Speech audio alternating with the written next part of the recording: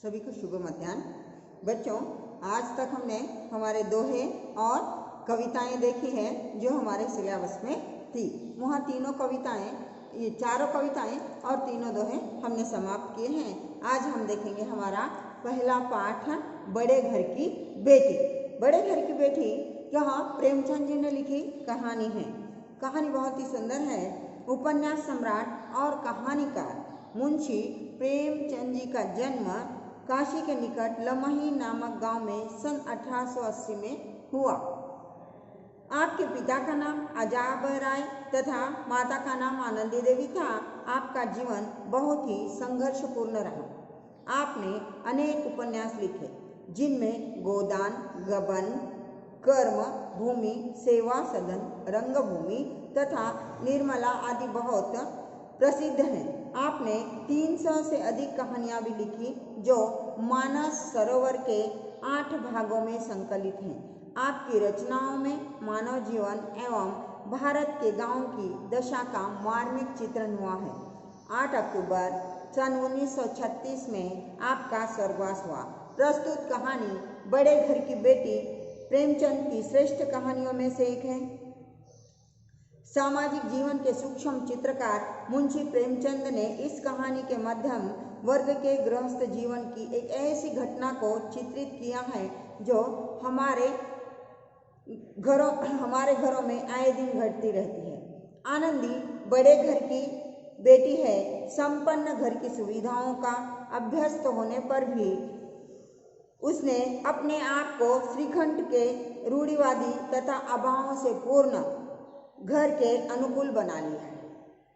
एक दिन श्रीखंड के छोटे भाई लाल बिहारी सिंह अभद्र व्यवहार के कारण आनंदी को क्रोध आ गया। झगड़ा यहाँ तक बढ़ गया कि भाइयों के अटूट प्रेम की कड़ियाँ शिथिल हो गई। कहानी बड़ी मजेदार है बच्चों। आज हम यह कहानी देख रहे हैं। यहाँ के पात्र मैं आपको बता रही हूँ। इसमें मुख्य पात्र है, यह कहानी है गौरीपुर गांव की और इसमें मुख्य पात्र है बेनी माधव सिंह जो गौरीपुर गांव के जमींदार हैं और इनके 2 पुत्र हैं। एक श्रीकांत सिंह जो सरकारी नौकर है और दूसरा लाल बिहारी सिंह जो हट्टा कट्टा नौजवान है। तीसरा पात्र जो है यह है आनंदी। यह आनंदी श्रीखंड सिंह की पत्नी है। पूरी कहानी इन पर ही निर्भर है। कहानी नई नहीं है बच्चों। कहानी रोजमर्रा के हमारे जीवन में चलने वाली घटित घटनाओं पर आधारित कहानी है। यह सभी के घर में चलते रहती है। देखो, आज हमारी बेटियों को बहुत अच्छे से पढ़ाया लिखाया जा रहा है, लेकिन यह कहानी क्यों है? यह कहानी हमारी लड़कियों के लिए है, क्योंकि एक और समाज हमारी बेटियों को सुशिक्षित और अपने पैर पर अपने इस पर खड़ा कर स्वतंत्र पूर्ण जीवन जीने की इच्छाएं रखता है, और दूसरी ओर इन पढ़ी लिखी लड़कियां क्या आकर हमारे घर में बहू का कर्तव्य निभा पाएंगे, इस तरह का डर भी उनके मन में है। यह क्यों हो रहा है, यह समझाने के लिए आनंदी समाज के इस समय के लिए एक बहुत ही अच्छी कहानी है बच्चों। क्योंकि आज हम देख रहे हैं हमारी बेटियों को हम क्यों पढ़ा रहे हैं, क्यों आगे बढ़ने के लिए कह रहे हैं, कंधे से कंधा मिलाकर क्यों हम सबके साथ रहने के लिए कह रहे हैं कि बेटी ही घर, परिवार, समाज और देश की संरचना कर सकती है। लड़कियों के इतना धैर्य, स्त्री के इतना धैर्य, समझदारी और समय के अनुसार निर्णय लेने की क्षमता मात्र उनमें रहती है। यह जितना दुख सहती हैं उतना ही खुशी को भी सहजता से अपना लेती हैं, और सभी के लिए इनमें एक सहनशीलता का ऐसा गॉड गिफ्ट, एक भगवान की देन इनको मिली है। और इसलिए आज तक जो था 50 वर्ष पूर्व तक की कहानियों को हमने पढ़ा है, वह समझते हैं कि बेटियों को 4 दीवारी के अंदर जकड़ कर रखा गया था। घर, चूल्हा, संसार ही उनका जगत था और उसी में उनका जीवन शुरू होकर उसी में खत्म हो जाता था। लेकिन धीरे धीरे धीरे यह समस्याएं चलती गई। समाज में कोई ना कोई ऐसे पुरुष या महापुरुष आते गए जिन्होंने आज हमारी बेटियों को यानी हमारे भारत की स्त्रियों को आगे बढ़कर पढ़ाई तो करने का हक दिया ही, उन्हें नौकरी कर अपने घर परिवार को आर्थिक स्थिति में भी सहाय्य करने के लायक बनाने की अनुमति दे दी है। लेकिन चलते चलते, समय के चलते चलते, बोलते हैं ना, कि कभी कभी हम कुछ अच्छे समय का अच्छा उपयोग करते हैं और कभी कभी हम दुरुपयोग करने लगते हैं। आजकल हमारी बेटियां पढ़ने के लिए पढ़ाई में ही व्यस्त रह जाती हैं, इधर डिग्री हाथ में आ जाती है और उधर विवाह कर दे देते हैं। यानी घर परिवार में हमारे लिए क्या चाहिए, इसके लिए क्या होना है बच्चों, हमारी भारतीय संस्कृति इसके लिए सरताज मानी जाती है सब जगत की, क्योंकि हमारे भारत की संस्कृति में बच्चों के साथ कैसे रहना है, बड़ों का सम्मान कैसे करना है, बुजुर्गों को कैसे गौरव करना है, हम उम्र के साथ हमजोली बनकर उनके सुख दुख में कैसे निभाना है, यह सब संस्कार अपने आप में दिए जाते हैं। इसके लिए इन्हें अलग ट्यूशन्स नहीं दिए जाती बच्चों।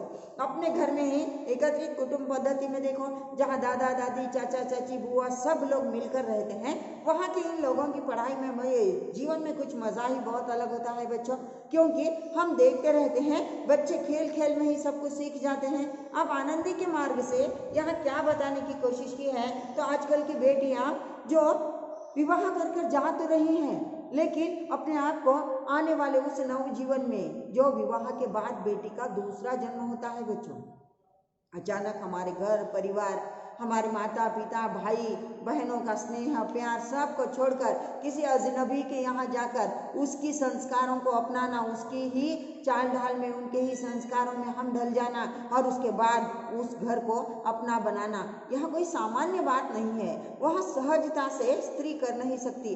बहुत कम स्त्रियों में, बहुत कम बेटियों में वह हुनर होता है। और आजकल की बेटियों को एक तो समय नहीं है और दूसरा फैशन के तौर पर इनका ख्याल ज़्यादा जा रहा है। बेटियों को बचपन से सीख देना बहुत ज़रूरी है बच्चों। पढ़ाई के साथ साथ जैसा हमें व्यवहारिक नॉलेज भी बहुत ज़रूरी है। हम किताबी ज्ञान से मात्र हमारा जीवन नहीं चला सकते बच्चों। यह जीवन में याद रखो कि आपकी पढ़ाई, आपकी नौकरी, आपकी सैलरी, यह आपका निजी जीवन है और आप जहाँ जाएंगी, आज आप हमारी बेटी बनकर हैं, आपको बेटी का कर्तव्य निभाना है, बहन का कर्तव्य निभाना है, कल किसी के पत्नी का, किसी के बहू का, किसी के माँ का कर्तव्य निभाना है। तो यह आपकी पारिवारिक जीवन है, यह आपका पारिवारिक जीवन है बच्चों। वहाँ भी आपको सही उतरना है, माँ बाप के नाम को चार चांद लगाना है और इसलिए आपको यह पाठ दिया गया है कि यहाँ आपके रूप में, आनंद के रूप में आपको एक सीख दी गई है कि कैसे रहना चाहिए। बहुत बार होता है कि माँ बाप के यहाँ बेटियाँ काम नहीं करती और बहुत ही लाड प्यार से नाजों से पाले रहते हैं, क्योंकि यह चंद दिनों की मेहमान रहती है। आज नहीं तो कल हमें इन्हें विवाह कर किसी औरों के घर भेजना ही है।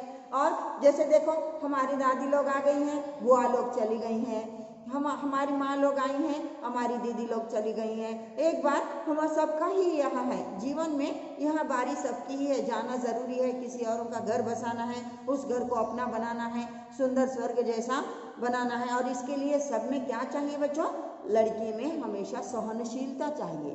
दो बातों को सुन लेने की सहनशीलता जो बच्चियों में है, पलटकर जवाब देने की जिन बच्चियों को आदत नहीं है, वह सहजता से इसको निभा कर ले जाती हैं। लेकिन जिन बच्चियों को चटाक से तपाक से वापस बोलने की आदत है, उन बच्चियों को थोड़ा यहाँ समय परेशानी का, कठिनाइयों का होता है, इन्हें यहाँ थोड़ी सी दिक्कत महसूस होती है। इसलिए आपको आनंदी का उदाहरण देकर प्रेमचंद जी बता रहे हैं, क्योंकि प्रेमचंद जी स्वयं एक छोटे गांव से हैं। और छोटे गांव की जीवन कैसा है बच्चों? एक घर में खुशियाँ होती है तो पूरा गांव खुशियाँ मनाता है, एक घर में मातम मनता है तो पूरा गांव मातम मना लेता है, यानी सुख दुख के साथ ही होते हैं। एक घर में कुछ हुआ तो वह कहानी, वह घटना, वह समस्या पूरे गांव भर के लिए मालूम हो जाती है और इसलिए वो कोई बात एक में से छुपी नहीं रहती, क्योंकि गांव में भाईचारा बहुत रहता है, एक दूसरे के प्रति स्नेह और प्यार बहुत रहता है। तो यहाँ हर कोई अपने सुख दुखों को बांटकर दुखों का कम और खुशियों को बढ़ाने की कोशिश करते रहता है। तो यहाँ पर आनंदी ने ऐसा क्या किया है जिसके लिए उसे बड़ा घर कहा है? बड़ा घर यानी क्या बच्चों? ईट मिट्टी सीमेंट से बंधा या आलीशान बंगले को बड़ा घर नहीं करते, जहाँ सब घर में रहने वाले सभी सदस्यों को एक दूसरे पर विश्वास है, एक दूसरे से चाहत है, स्नेह और प्यार है, वह एक दूसरे के विचारों का सम्मान करते हैं। इस तरह के संस्कार पूर्ण घर को बड़ा घर कहते हैं। और इसीलिए यहाँ बहुत सुंदर सी लड़की एक तहसीलदार की बेटी होने पर भी उसने अपने मायके में बहुत अच्छा जीवन जिया था और उसके बावजूद भी वहाँ एक बहुत गरीब घर में ब्याह दी गई है। वहाँ आने के साथ ही उसने अपने जीवन को कैसे ढा लिया है यहाँ बहुत ही सुंदर रूप में चित्रित किया है प्रेमचंद जी ने। तो हम देखेंगे, एक दिन श्रीखंड के छोटे भाई लाल बिहारी सिंह के अभद्र व्यवहार के कारण आनंदी को क्रोध आ गया। अभद्र यानी बुरा व्यवहार, क्रोध यानी गुस्सा। झगड़ा यहाँ तक बढ़ गया कि दोनों भाइयों की अटूट प्रेम की कड़ियाँ शिथिल हो गई और लाल बिहारी को घर छोड़कर जाने लगा। घर को बिखरता देख आनंदी की सात्विक वृत्तियाँ जाग उठी। सात्विक यानी अच्छी, सशक्त, सुंदर, अच्छे विचार वाली वृत्तियाँ यानी विचार जाग उठी। उसने लाल बिहारी को रोक लिया और बिगड़ता हुआ काम बना लिया। उच्च कुल की आदर्श महिलाएं कष्ट सहकर भी, अपमानित होकर भी मर्यादा नष्ट नहीं होने देती। बता रहे हैं कि कुछ पाना है तो कुछ खोना जरूरी है बच्चों। जिस घर को अपना बनाना है तो वहाँ के सुख दुखों को अपना बनाना बहुत ज़रूरी होता है। और जब बच्चे विवाह कर कर पहली बार ससुराल में जाते हैं ना बच्चों, सब में अच्छा दोस्त कौन है? देवर। ननद और भाभी का तो आपने देखा है, यहाँ सांप और नेवले की तरह कभी भी झगड़ते रहती है। और इसका कारण भी क्या है? तो स्त्री अपनी जगह, अपना अधिकार किसी को भी दे नहीं सकती। स्त्री में यहाँ एक है, सहनशीलता बहुत है, वो दुखों की सहेगी, सब कुछ देगी, लेकिन अपनी जगह और अपना अधिकार की बात आ जाए ना बच्चों, अपने माँ को देखो, घर में आप देखते रहेंगे, अगर आपकी बुआ है तो बुआ और मम्मी की हमेशा कुछ ना कुछ चलती रहती है, दादी और मम्मी की हमेशा कुछ ना कुछ चलती रहती है। तो यहाँ सास बहू और ननद भाभी का झगड़ा यहाँ जन सामान्य में सहजता से लिया गया है, इसे कोई ज़्यादा है नहीं, चलते रहता है बोलते। लेकिन वहाँ पर जाने वाली कौन है? हमको अपना बनाकर दोस्त की तरह मिलने वाला बोले तो देवर है। ये बहुत होशियार रहते हैं। बच्चियाँ सिर्फ अधिकार के लिए लड़ते रहती, हक के लिए लड़ते हैं और ये बाजी मार कर जाते हैं। यह भाभी से अपनी दोस्ती बना लेते हैं, क्योंकि इन्हें क्या होता है, भाभी जैसे ही घर में आती है उनसे दोस्ती बना लेते हैं। घर के सबके स्वभाव कैसे हैं, कौन बहुत जल्दी गुस्सा हो जाता है, किसको किस तरह का व्यवहार अच्छा लगता है, किसके साथ कैसा रहना बहुत ज़रूरी है, ये धीरे धीरे भाभी को घर की सभी बातों को बनाकर अपने भाभी का अच्छा पक्का दोस्त बन जाता है। दो काम आती है भाभी, एक तो कॉलेज जाते समय फटाफट इनके पसंद का नाश्ता बना कर देती है, नए नए नाश्ते मिल जाता है। और दूसरा तो पैकेट मनी, एक तो माँ चोरी चोरी थोड़ा बहुत देते रहती है, दूसरा भैया से मांग लेते हैं, कभी कभार पप्पा से भी पैकेट मनी मिल जाता है। और ये चौथा इंसान उनको मिल जाता है, कौन? इनकी अच्छी दोस्त बनने वाली इनकी भाभी। भाभी को पटाकर ऐसे ऐसे मीठी बातें बोलकर, आज कॉलेज में यह है वो है बोलकर वहाँ से भी थोड़ा बहुत कुछ निपट लेने की कोशिश, हाथ गरमाने की कोशिश करते रहते हैं। इसलिए भाभी और देवर का रिश्ता माँ और बेटे के रिश्ते की तरह है। इन दोनों में बहुत अनबन होते रहती है, बहुत झगड़ा, हंसी मजाक सब कुछ होता है, लेकिन रिश्ता, स्नेह और प्यार कैसा है? माँ और बेटे की तरह है। देवर कभी कुछ अनाप शनाप बोल भी दे तो भाभी बड़ा दिल कर कर माँ की तरह उसे माफ कर देती है। और यहाँ पर भी यही बताया गया है, दोनों में बहुत झगड़ा हुआ है, अनबन हो गया है, बात घर छोड़कर जाने तक की आ गई है। और आखिर में फिर बड़ी मानकर भाभी ही हार मान लेती है, रूठ कर जाने वाले अपने देवर लाल बिहारी को रोक लेती है। यही इस कहानी का संदेश है। पारिवारिक सदस्यों के आपसी संबंधों के महत्व को उजागर करने के उद्देश्य से प्रस्तुत पाठ का चयन किया गया है। तो बता रहे हैं कि यहाँ उद्देश्य क्या है, बता रहे हैं कि भारतीय स्त्रियों में एक अच्छी खूबी क्या है कि वह अपने मान सम्मान को हर वक्त आगे नहीं करती। कभी कभी अपमान सहकर भी वह कुछ काम अगर बिगड़ रहा है तो वह अपने अपमान सहकर भी मर्यादाओं को संभालने की कोशिश करती है। वह मर्यादा स्वयं की हो, परिवार की हो, मायके की हो, पति की हो या ससुराल की हो, वह संभालने की कोशिश करती है। मर्यादाओं पर कभी आंच नहीं आने देती। इस मर्यादा के लिए ही उसका जीवन जीने वाली एक भारतीय स्त्री है। तो यह हम कहानी को देखेंगे। कहानी शुरू है, जैसे मैंने आपको बताया, यह कहानी गौरीपुर के जमींदार की है। बेनीमाधव सिंह गौरीपुर गांव के जमींदार और नंबरदार थे। उनके पितामह किसी समय धन धान्य से संपन्न थे। गांव का पक्का तालाब और मंदिर, जिनकी अब मरम्मत भी मुश्किल थी, उन्हीं के कीर्ति स्तंभ थे। बता रहे हैं कि बेनीमाधव सिंह गौरीपुर के जमींदार हैं और यह गांव उन्हीं की देन थी। क्या था? कि इनके बाप दादा ने यानी गौरीपुर के जो जमींदार हैं बेनी माधव सिंह जी, गांव में पक्का तालाब और मंदिर इनके बुजुर्गों ने, इनके बाप दादा ने ही बनाया था। लेकिन आज की इनकी स्थिति कैसी है? नाम मात्र से ये जमींदार रह गए हैं। इनके पास अभी उतना धन दौलत पैसा जमीन कुछ नहीं रही है। और कहते हैं कि दरवाजे पर हाथी झूमता था, अब उसकी जगह एक बूढ़ी भैंस है। बता रहे हैं कि पहले जमाने में कैसे ठाट बाट थे, गांव का पक्का कुआं और मंदिर भी इनके बाप दादाओं ने बनाया था। और आज इनकी स्थिति है कि वह मंदिर गिर पड़ने लगे हैं, वह कुआं भी कहीं से गिर रहा है, लेकिन उसकी मरम्मत यानी रिपेयरिंग, फिर से उसको अच्छा बनाने की पैसा भी इनके पास नहीं है। पहले इनके घर के सामने हाथी था। हाथी बहाना खरीदना बहुत आसान है बच्चों, लेकिन संभालना बहुत मुश्किल है, क्योंकि 100 लोगों का अनाज एक हाथी को लगता है। हर दिन उसे 3 टाइम का खाना देना, यानी हर दिन 100 लोगों को परवरिश करने जैसा है। तो पहले यहाँ इनके बाप दादा के ज़माने में इनके घर के सामने हाथी था और आज एक बूढ़ी भैंस है, जिसके शरीर में अस्थि पंजर के सिवा और कुछ शेष न रहा है। बता रहे हैं कि भैंस भी कैसी है, हट्टी कट्टी तंदुरुस्त खा पी कर मस्त नहीं है। उस भैंस के भी चमड़ा जाकर हड्डियों से चिपक गया। अस्थि पंजर यानी हड्डियां निकल आई हैं, हड्डियां दिख रही हैं, चमड़ा जाकर हड्डियों से चिपक गया है, वह बहुत ही दुबली पतली हो गई है।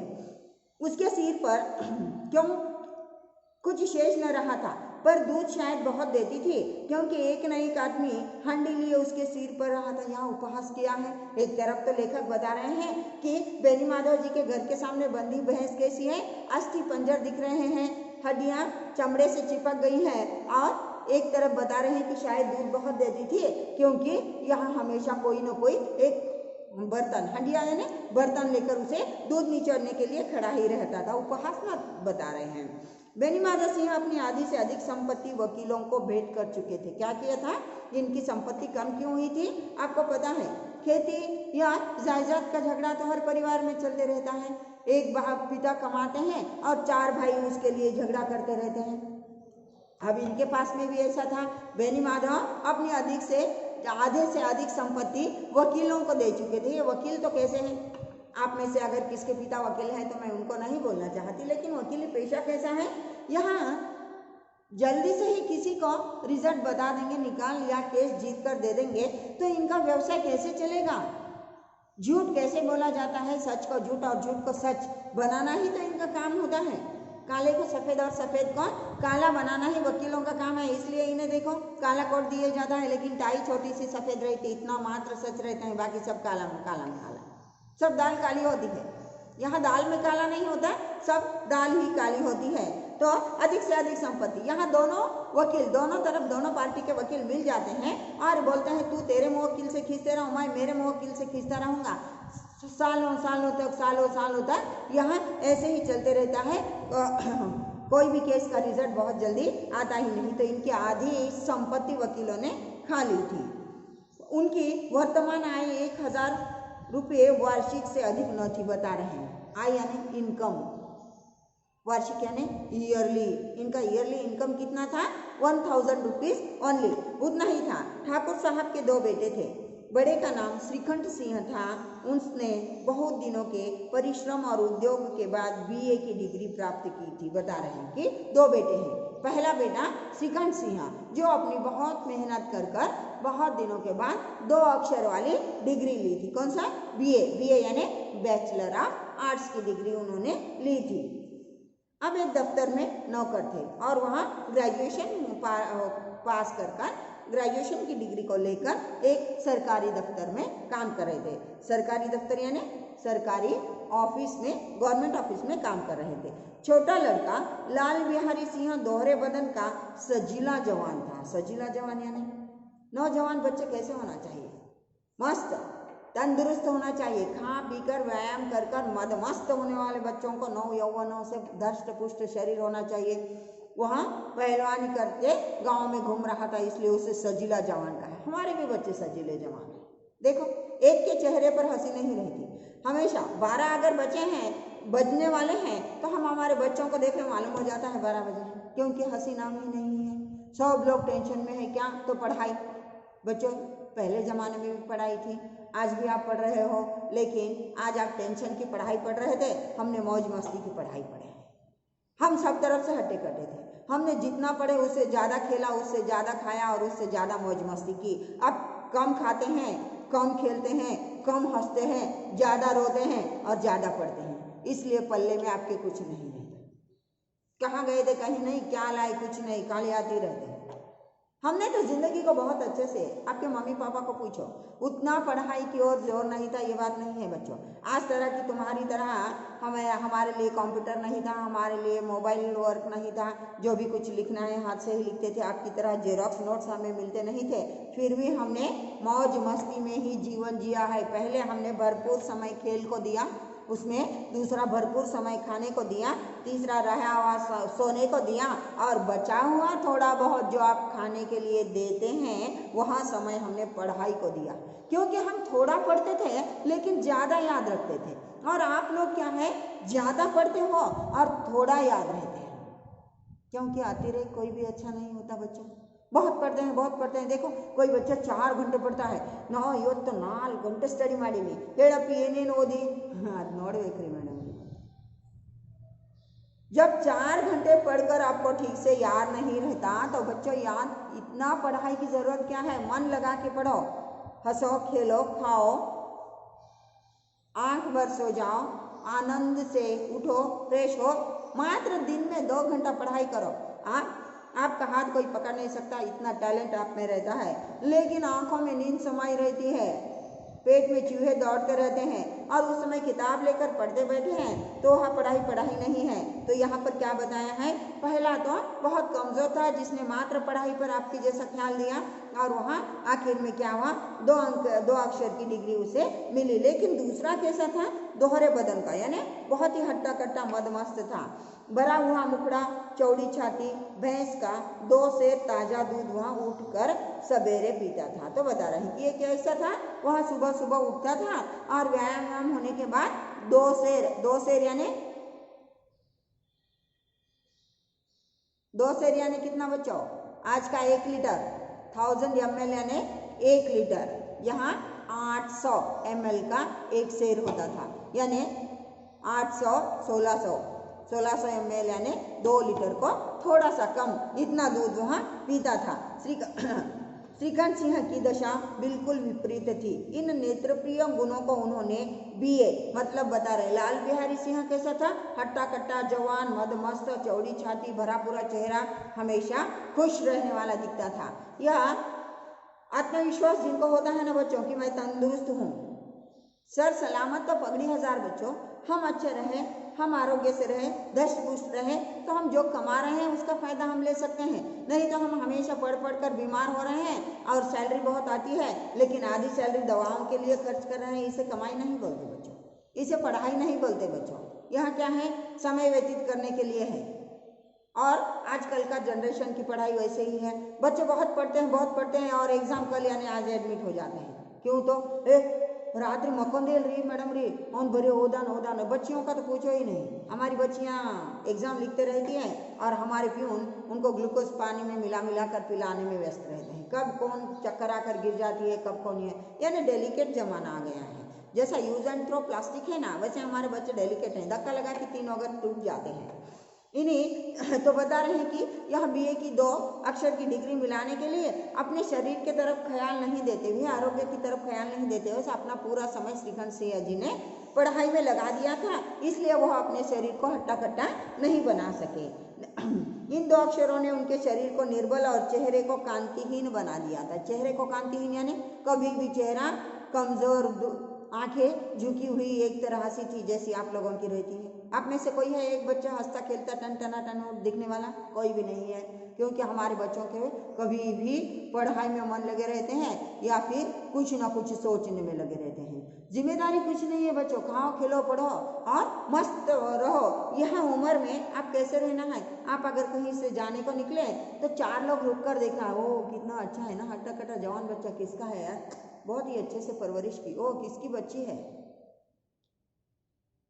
रुक कर लोग देखना है, आपको रुक कर देखते हैं, ये बच्चा ऐसा क्यों है, कुछ परेशानी है क्या, कुछ बीमार है क्या, ये बेटी का मुंह ऐसा हमेशा उतरा हुआ क्यों रहता है, कभी हंसी खुशी मालूम ही नहीं। रुक कर देखते हैं, आज भी देखते हैं आप लोगों को। लेकिन मैंने रुकने के लिए क्यों बोला, आपके चेहरे पर जो आत्मविश्वास का ग्लो, ग्लो यानी जो कांति, जो सुंदरता, जो आरोग्य से है, यहाँ आपकी पहचान बताता है आपका चेहरा। और वहाँ हंसता खेलता चेहरा देखकर लोग खुश हो जाते हैं, और मुर्झा चेहरा देखकर लोगों के भी चेहरे पर प्रश्न आ जाते हैं कि ऐसा क्यों। तो यह कांतिहीन चेहरा था किसका, श्रीखंड जी है, सिंह जी का। इसी से वैदिक ग्रंथों पर उनका विशेष प्रेम था। पढ़ाई कर कर उनका समाधान नहीं था बच्चों। वैदिक ग्रंथ यानी मेडिसिन, मेडिकल साइंस में भी उनका थोड़ी सी दिलचस्पी थी। वो औषधियों को भी जानने की कोशिश करते थे। आयुर्वेदिक औषधियों पर उनका अधिक विश्वास था। हमारे ऋषि मुनियों से चली आई है ये परंपरा। हमारे घर में आज भी बहुत बार दादी अपने घरगुती दवाएं देती रहती हैं। उसके बाद आजकल लोग आयुर्वेदिक की तरफ जा रहे हैं, क्योंकि पहले ज़माने में मात्र आयुर्वेदिक औषधियाँ थी, इसके साइड इफ़ेक्ट्स कम थे और इलाज परिपूर्णता से होता था। आज के हमारे डॉक्टर्स हैं, एक बीमार एक रोग रहता है और उसको 4 रोगों की दवा देते हैं, कोई तो एक लग जाए इसमें। एक दवा से वह रोग कम हो जाता है, बाकी 3 से नया रोग चालू हो जाता है, यानी इतने मज़ेदार है। तो यहाँ श्रीखंड सिंह का दवाओं की तरफ ज़्यादा ख्याल था। वो भी कौन सी दवाएं, आयुर्वेदिक दवाओं की तरफ उनका ज़्यादा विश्वास था। शाम सवेरे से उनके कमरे से प्राय खरल की सुरीली कर्ण मधुर ध्वनि सुनाई दिया करती थी। लाहौर कलकत्ते के वैद्यों से बड़ी लिखा पड़ी रहती थी। बता रहे हैं कि मात्र 2 अक्षर की डिग्री लेकर या सरकारी नौकरी मिलने के साथ ही उन्होंने सब कामों को बंद नहीं कर दिया था। इधर यहाँ वैद्य ग्रंथों की पढ़ाई कर नई नई दवाइयों की मालूमात कर लेते थे, उसका भी ज्ञान पाने की कोशिश कर रहे थे। और बड़े बड़े शहरों में रहने वाले बड़े बड़े वैद्यकों से, डॉक्टरों से नहीं, वैद्यों से वहाँ आयुर्वेदिक दवाओं की लिखा पढ़ी करते थे, यानी उनसे कुछ मालूमात ले लेते थे और मिली हुई ज्ञान को वह अपने वही में लिख कर रखते थे।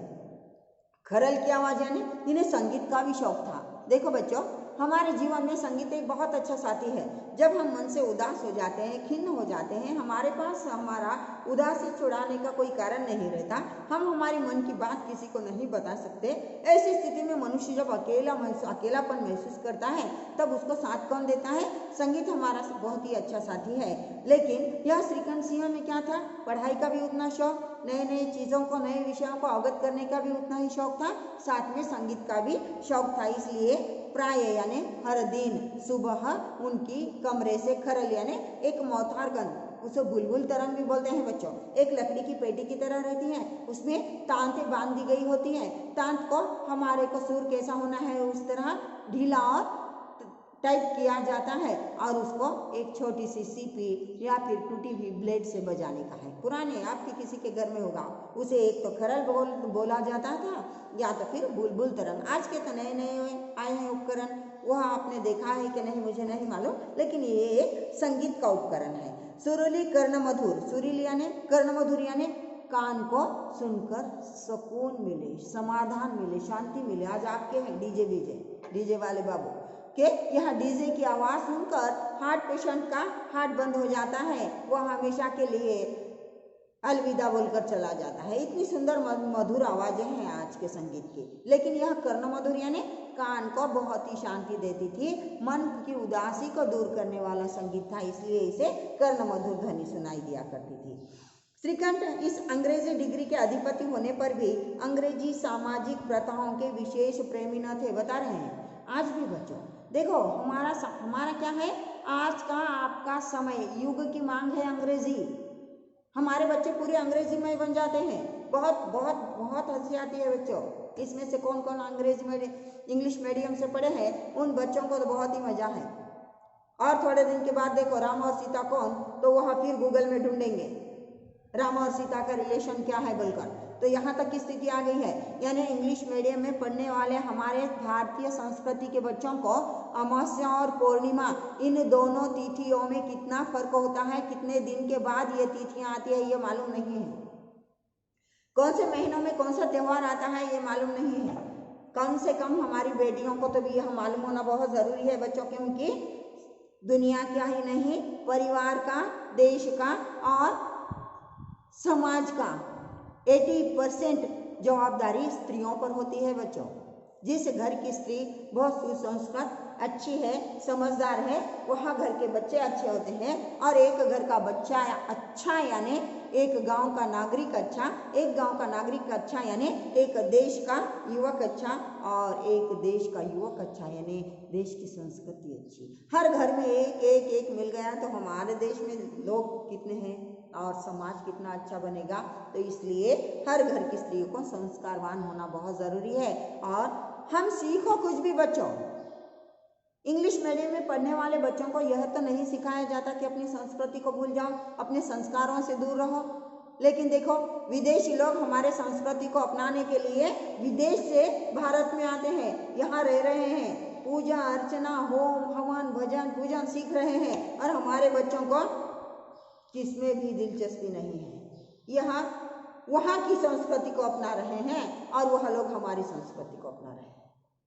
उन्होंने गुरुकुल खोले हैं बच्चों, भारत में विदेशी लोग आकर गुरुकुल बनाकर वहाँ पाठ संध्या पूजा सब कुछ सीख रहे हैं, अपने बच्चों को सिखा रहे हैं, क्योंकि उनको पता चल गया है इस संस्कृति में रिश्तों की गरिमा क्या है, रिश्तों को किस तरह निभाया जाता है। हमारे रिश्ते बहुत अच्छे हैं बच्चों, बहुत समझदारी के हैं। भाई भाई में मनमुटाव हो जाता है, फिर भी समय के अनुसार हम एक दूसरों को साथ दे देते हैं। दो दोस्त अपरिचित रहते हैं, लेकिन दोस्ती के रिश्ते में बंध जाने पर वह अपने रिश्तों को इस तरह निभाते हैं कि सगे भाई से भी ज़्यादा एक दूसरे को साथ दे देते हैं। कुछ कहानियाँ कुछ किस्से आपने दोस्ती के भी सुने होंगे, और इसलिए हम देख रहे हैं कि यह बहुत ही अच्छी बात है बच्चों कि हम एक दूसरे से अच्छे से निभाएं। और इसलिए बता रहे हैं कि इन्होंने भी अंग्रेजी में अपनी पढ़ाई की है, लेकिन पढ़ाई अंग्रेजी में करने के बावजूद भी श्रीखंड सिंह जी अपनी पढ़ाई को अपने जीवन को अंग्रेजी में नहीं बना सके। इनके संस्कार मात्र भारतीय थे, बल्कि वह बहुधा बड़े जोर से उसकी निंदा और तिरस्कार करते थे। बताएं कि समय के अनुसार उन्होंने पढ़ाई तो अपनी पूरी पढ़ाई किसमें की थी, अंग्रेजी में की थी, लेकिन निजी जीवन में रोजमर्रा के व्यवहार में वह अंग्रेजी को नहीं लाते थे और वह उसका तिरस्कार भी करते थे। क्यों करते थे आपको पता होगा बच्चों, क्योंकि यही अंग्रेजों ने हमारे भारतीयों पर बहुत जुल्म उठाए हैं, बहुत ही लोगों को परेशान किया है, और इसलिए लोगों के मन में अंग्रेज और अंग्रेजी दोनों के भी प्रति तिरस्कार था, गुस्सा था, द्वेष था। लेकिन पढ़ाई का जरिया न होने के कारण इन्होंने अपनी पढ़ाई तो अंग्रेजी में कर ली, लेकिन रोजमर्रा के जीवन में अंग्रेजी को नहीं आने दिया था। इससे गांव में उनका बड़ा सम्मान था। दशहरे के दिनों में वह बड़े उत्साह से रामलीला में सम्मिलित होते, स्वयं किसी न किसी पात्र का पाठ ले लेते थे। बता रहे हैं कि यह क्या करते थे, भारतीय संस्कार के अनुसार हमारे संस्कार में जो जो तीज त्योहार आते हैं उन सभी को निभाते थे। और यहाँ इनके गांव में रामलीला का त्यौहार बहुत धूमधाम से मनाया जाता था। तो ये स्वयं ही इन्होंने यह प्रथा अपने गांव में चालू की थी, और हर वर्ष वह किसी न किसी रामलीला यानी राम के चरित्र पर, अब राम यानी रामायण में कौन कौन आता था बच्चों, राम लक्ष्मण सीता हनुमान जी और रावण, इन सभी को मिलाकर इनके जीवन पर जो कथा आधारित है उसको एक नाटक के रूप में बताया जाता है, उसे रामलीला कहते हैं। अब हर साल गौरीपुर में यहाँ नाटक होता था, और उसमें एक ना एक पात्र यानी कभी राम का, कभी लक्ष्मण का, कभी रावण का, कभी हनुमान जी का, इस तरह का कोई ना कोई पात्र वहाँ स्वयं करते थे। गौरीपुर में रामलीला के वही जन्मदाता यानी उन्होंने इसकी शुरुआत की थी। प्राचीन हिंदू सभ्यता का गुणगान उनकी धार्मिकता का प्रधान अंग था। बता रहे हैं प्राचीन जो हमारे बुजुर्गों ने लगाई गई रीति रिवाज परंपराओं का वह बहुत सम्मान करते थे, और यही धार्मिकता का उनका एक अंग था। सम्मिलित कुटुंब के तो वह एकमात्र उपासक थे। सम्मिलित कुटुंब कैसा है बच्चों, आजकल आपको देखने को मिला है या नहीं, आपने देखा है या नहीं हमें नहीं मालूम, लेकिन सम्मिलित कुटुंब की मजा ही कुछ और होती है। ठीक है बच्चों, तो आज हम यहाँ ही रुकेंगे और इसके बाद हम